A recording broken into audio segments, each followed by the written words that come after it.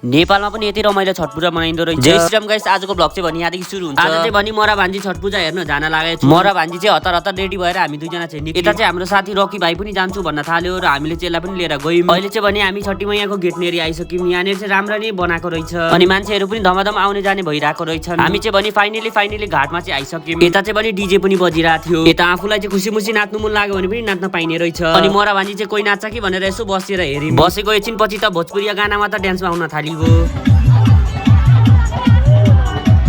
अनि यो दाइ नाचेको पनि एकछिन बसेर हेर्यौं। यता चाहिँ भने रात पनि धेरै पर्न लागिसक्यो थियो। छठी मैयालाई नमस्ते गरेर हामी चाहिँ लाग्यौं आफ्नो घरतिर। अब यहाँदेखि चाहिँ मलाई दिदी घर पुग्नु लगभग 10-15 मिनट लाग्छ होला। यता चाहिँ पनि मेरो भान्जी पनि कुद्दै घरतिर जाँदैछ। यहाँसम्म हेरेर साथ दिनु भएकोमा धेरै धेरै धन्यवाद र सब्स्क्राइब गर्न चाहिँ नबिर्सिनु। बाइ बाइ गाइस, अर्को भ्लगमा भेट्नुपर्छ।